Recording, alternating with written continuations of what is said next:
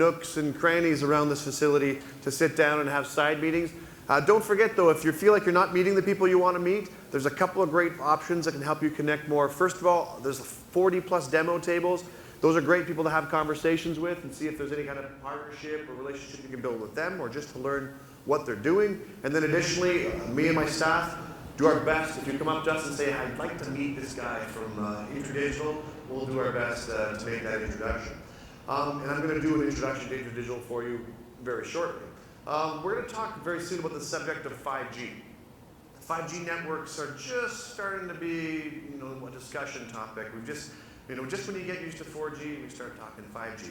But they're not really clearly defined yet. So we're going to have a discussion with InterDigital, a very strong research and development firm in the telecommunications space, about what they're looking at in terms of 5G, how they think about it, and how other standards bodies are looking at it and classifying and finding, and then what maybe does it mean for us. So with that, I'd like to introduce Jim Nolan from InterDigital. Jim.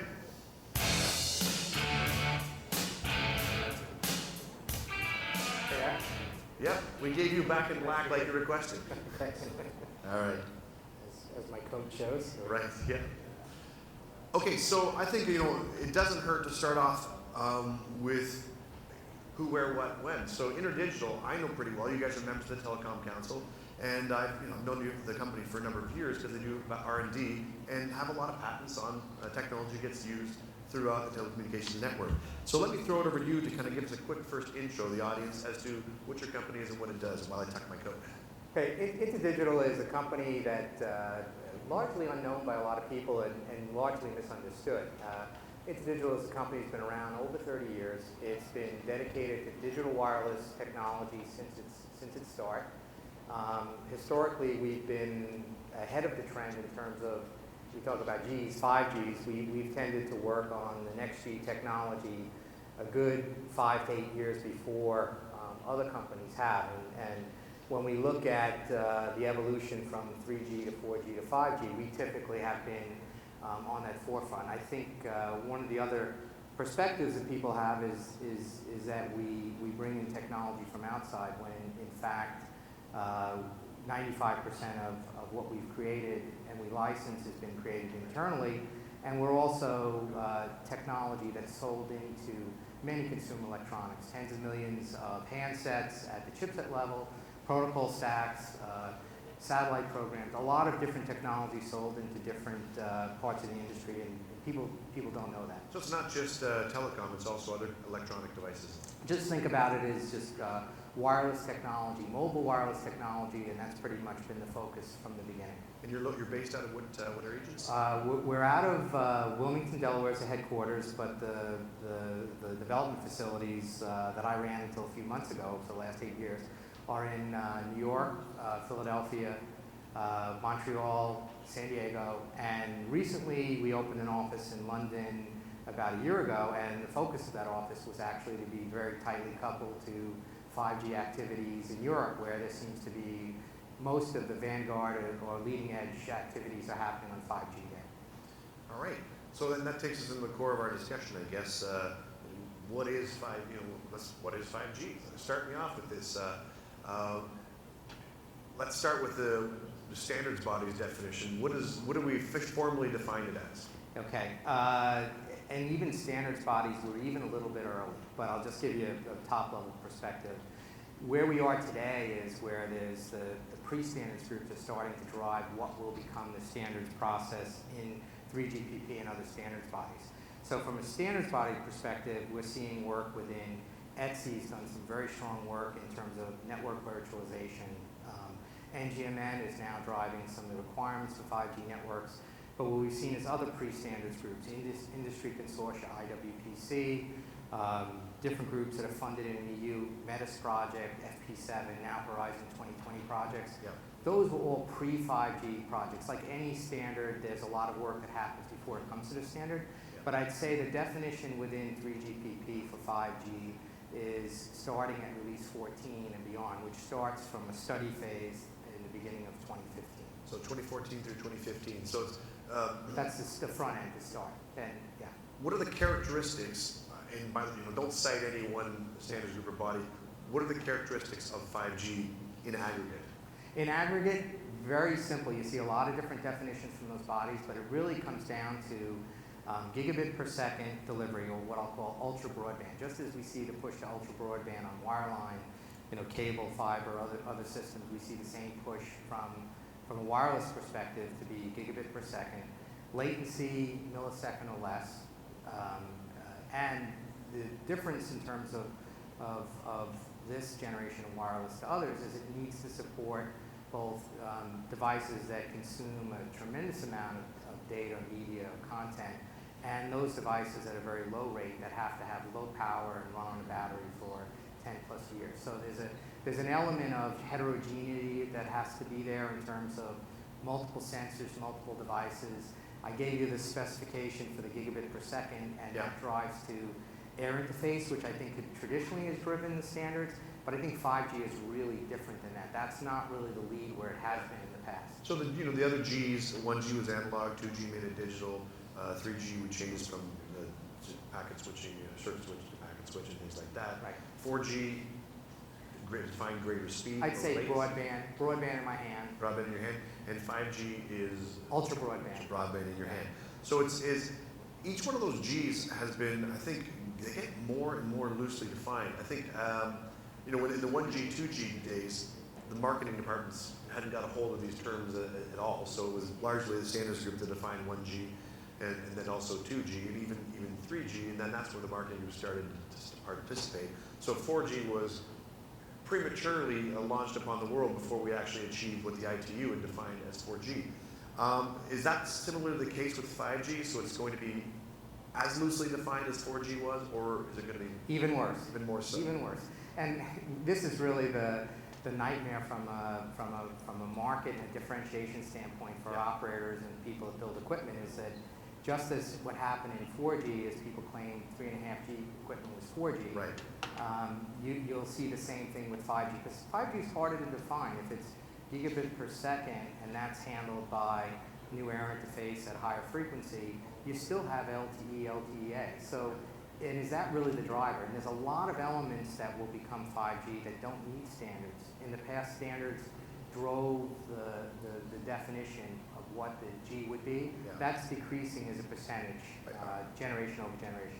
Are we going to be, is 5G going to be an LTE version, like an LTEA or some LTE followed by something, or is it something new? Yeah, there's healthy debate and in terms of what that is, and we've seen a definition and a roadmap in the 3G standards that say LTEA, LTB, and LTC. Yeah. But then when you look at groups like Metis and other projects and groups in Asia that are trying to define next generation for gigabit per second, they're talking about a totally new air interface. So there's really a dichotomy here where, some operators and some equipment vendors are saying, that's not really necessary. We have a great network with great capability. Do we really need that? And then others are driving the traditional every 10-year cycle for new air interface. Yep. The real question is, do you really need a new air interface to provide those capabilities?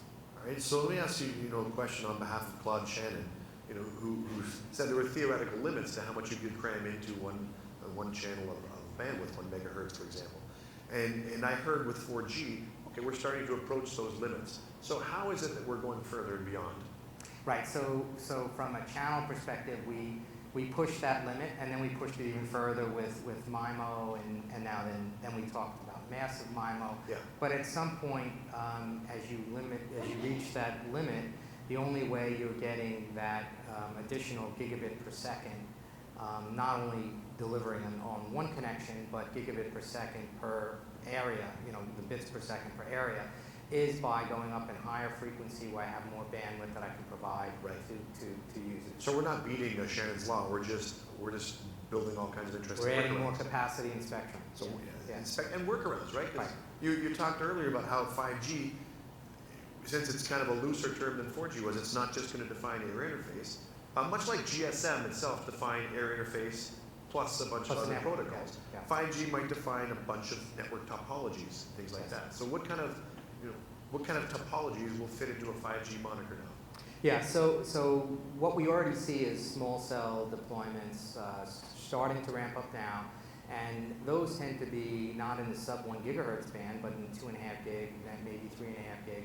But what you'll see is that same concept of delivering wide area coverage for people on the move through LTE, LTEA, and then small cells at higher frequencies delivering for most people who are nomadic or indoors, where 80 to 90% of the data is consumed. So what you'll see is underlay networks that will be first 2.5 or 3.5 gigahertz LTE, and then possibly 28, 38, or 60 gigahertz millimeter wave underlays. So your vision is that you're going to take this from where we are right now, almost a sub 2,000 megahertz, and you're going to start including 28, 30s, and 60 gigahertz in what we commonly look at as a cellular network. Yeah, access technologies. Now, there's a healthy debate whether that's really viable or feasible in handsets. I mean, we do have those millimeter wave technologies as cable replacement, but they're relatively short range, 10 meters or less. So to actually get those kind of ranges, there's a lot of propagation studies that are happening, but to get those kind of ranges, you actually need to have adaptive or steerable arrays. And you can do that at those frequencies because the antennas get much, much smaller. Because what I've learned and what I've been told is that 60 gigahertz, it's great, but it's directional, it's not long range. So these higher frequencies just don't travel and just don't propagate. So you can't think of them as cellular technologies with a handoff. So what you're saying is that you're not going to defeat the Shannon Hartley theater. What you're going to do is you're going to defeat the people who say you can't use higher bandwidth for cellular. Well, higher bandwidth and then smaller and smaller cells. Higher frequency. Yeah, higher frequency and then greater density. So the smaller cells we know works. Right. And so higher frequencies within smaller cells. And a handset will be able to hop between these networks. Yeah. And so, what kind of cell radius are you talking about when you get into these plus 28 gigahertz plus frequencies? Well, there's been some studies that say they can support a couple hundred meters, but I think if you look at it from a reliability standpoint, you're probably talking 50, 100 meters. But if you look at smaller cells where most of us are using or consuming data either indoors or in plazas and in malls and things that are close by, or what I call nomadic or low mobility use, that's probably when 80, 90% of the data is consumed.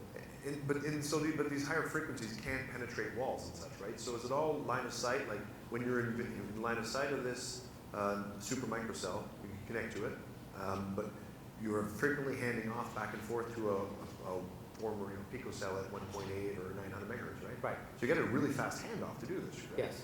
So is that? Yes, there are definitely issues there, and it turns out that where lower frequencies and microwave frequencies count on diffraction, there is quite a bit of multipath that occurs at higher frequencies. So between beam steering and taking advantage of that, you can get greater propagation distances than people first thought. That's what some of the studies that like NYU Wireless and others are doing say, but there's still the healthy dose of skepticism whether that's going to be viable for ultra reliable operator driven networks.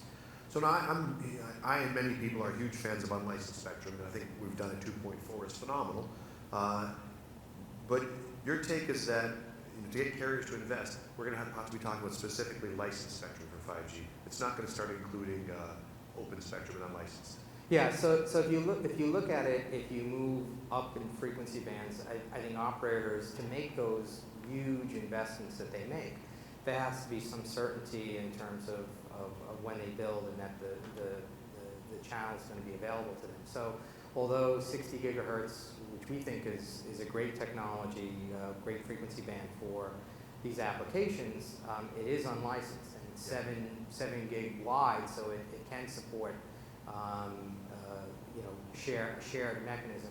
But you might want to see, and you see some of the first talk from Asian companies about using 28 or 38 gigahertz. Well, good reason. The good reason is that there's likelihood of having harmonized licensable spectrum in those bands that are gigabit or wide, gigahertz or wide.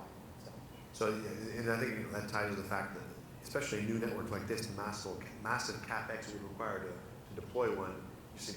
Carriers simply wouldn't take the risk of that capex. You might see some greenfield and some nice, like Wi-Fi started small and builds large on these, but not the kind of cellular and commercial services we see. Right, or you can see unlicensed applications extending Wi-Fi. Wi-Fi is, when we talk about indoor coverage, Wi-Fi is does the lion's share of that. Yeah. And you could see, 60 gigahertz Wi-Fi, derivative Wi-Fi technologies do a lot of that. So let's flip over a bit, because the pre-chat we had, you talked about how these networks, it's not just a technology, it's not just topology, it's not just modulation, it's not just frequencies. It is all those, as we just talked about. It's also something about smart networks. It's about making the network end-to-end more intelligent and more capable. So what did you mean by that? How are these networks in 5G going to be smart? Okay, when we first saw the title of the talk, I talked about moving away from dumb pipes. I really don't like the pejorative because they've never been dumb pipes. If you look at cellular systems, they very, very smart networks and becoming more intelligent all the time. They handle a very high utilization of the bandwidth that's allocated, and more we think it moves to what we call a living network. And living in the sense that the network lives, breathes, adapts. It's cognitive. It understands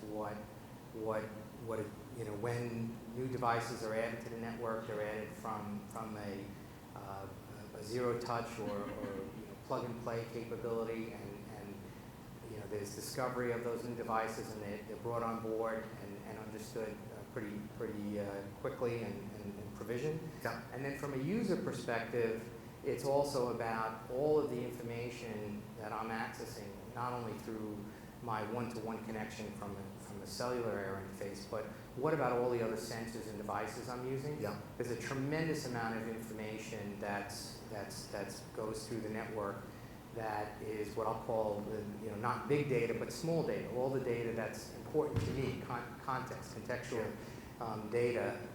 I think that's something that you see from the user experience from a 5G perspective. It's about immersive technologies, of course 4K video, but it's really about having applications that understand my context, what I'm doing, what all of those things in my universe, my home and work, that feeding in and knowing what I'm doing. This sounds huge because we talked a fair bit about Internet of Things already today, and Ericsson always talks about 50 billion connected devices. I think many people share that kind of a vision, and these devices all need to connect reliably and stuff. One of the things that you just opened my eyes to the opportunity of, could 5G enable me to have kind of like a VPN of sorts of all my connected devices? So I have my own personal cloud as a virtual cloud on top of the cloud.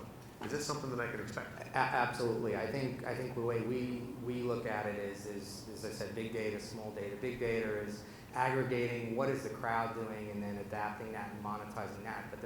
But from a user perspective, it's how do I take those applications, which is like original computer applications, where it's one sensor through one proprietary app, to one thing I access on the internet, to a network that shares through API or other mechanisms all of that information about me, and that very quickly it's available to the apps to be able to drive the application or the use, the immersiveness, the augmented reality, other different technologies, take advantage of all of those different sensors and all of the things that are the context of me. Yeah.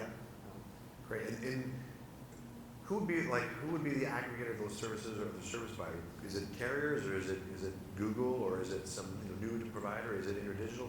Who's kind of helping me manage my personal VPN of devices? Well, today the operators have done a good job in terms of developing machine-to-machine applications and ecosystems. Yeah. But I think ultimately you see a move towards an over-the-top delivery of an app store of applications that access those sensors. So it's no different than the app model that we have today. And I think that's problematic for operators. Is we talked about air interface and more gigabits, so that's a lower cost. For virtualization, lower cost. But for the operator, it can't just be a race to the bottom and lower cost. Yeah. It has to be, what is the value proposition I give to my customers? And I do think the operators can provide some input in terms of those platforms. There's some efforts in different standards bodies to make that information available in standard APIs. There's ETSI, 1M2M. There's groups that are working on that. So it's interesting because you look at some disparate efforts that you think carriers are doing in isolation from each other. Obviously, they're participating in 5G standards groups. But also AT&T, as an example, is having now measurable success in the connected home. They just announced they have 140,000, which isn't a huge number, but it's pretty impressive growth. So 140,000 customers with AT&T connected homes. You start with security and cameras is kind of the selling issue of that, a wedge you can sell into those subscribers with. But then you get loyalty, these immediate benefits the carriers know they have. But if you're looking down the road, the ability to kind of manage that, starting with a security camera, adding in a door lock and adding in moisture sensor and Nest thermostat, et cetera, the carrier could potentially start to be, a value-added service provider on top of their own network, which strangely in 2010 through 2014 is a radical idea, right? Yeah, so they're not only the providing connectivity, but it's the context, it's the multiple devices, it's that. And the level of QoS over the whole thing, right? Yes. It's kind of a guarantee that your connected devices will connect quickly and low latency and things like that. Right, it's not that single application where it's taking me 2 minutes to find out did I lock the door or not, or did I put He's making fun of my current pet peeve on, I have like a dozen connected home applications. I don't understand what's wrong with our industry where it takes me 30 or 40 seconds before I can see whether my garage door is open or not. If you're selling me a connected garage door and my LTE connection is like 30 milliseconds latency, I can allow you 60 milliseconds before you tell me when the garage door is, but I'd like my answer back. And your garage door is not closed, your door is not locked, you left the window open, and it's funny because you're late for your next application. And this is the 4G world, and it jumps me back to 2001 or so. I was working in the mobile space. I was working at ESPN actually, and I built sports scores applications. And I was trying to show my friends I play hockey, so I go to my ice hockey game, and the guy, I wonder how the Sharks are doing. They go, I can show you, because I built the app. So I open it up, I'm launching it, and connecting, and it has to actually connect over an analog link to the digital services, etc. So these guys had moved on 3 conversations before I come back with a score, and I was laughed at. Well, that's mostly what a hockey team does to you, regardless, is tease you. But I was laughed at. Are you still doing that? Like, we've moved on.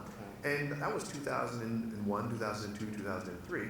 To talk about 2006, 2007, these guys are now, well, I'll just look up the score. And all these regular guys are now able to do this themselves. So you take, if you take out latency, you take out delays, and you insert ease of use, that's when the mass market gets on board. And I think what you told me before is that 4G is great, but 5G is going to provide much lower latency, and not just, to the different web servers you call when you're browsing a page, but to the things you mentioned before, all of your connected devices, but then also analytics and big data sources that you're integrated with as an individual, right? So tell me a little bit about how will that help me if I'm connected instantly to repertoires of personalized information? Well, there's 2 ways that it helps you. One is in terms of the delivery of the connectivity and delivery. Big data, in terms of aggregating big things, can lower the cost. It's a business model that creates revenue for those that collect it. Operators definitely want. But the bigger innovation I see is that collection of information and context. Not just for me as a user, but the operator also uses that in terms of running a really smart network. It knows what its utilization is and can turn different devices, doing that today, devices on and off to save power. Yeah. But there's so much more that can be done in terms of integrating these, in terms of being standalone, single use or stovepipe applications. Because my question I told you I was going to ask was, okay, 5G is great. Try to sell it to America or France or Asia, the average user. What's the label that the marketing department slaps on it? You know they're going to slap on 5G probably a year or 2 before it is. Or maybe 3 or 5 this time, because it's going to be very hard to define. Or just jump to 6. What the heck? Get ahead of the competition. But what is what is Apple going to advertise it? Because Apple gives you the experiential advertising. Here is you getting access to or doing this. So what to consumers? What are we going to tell them is the value proposition?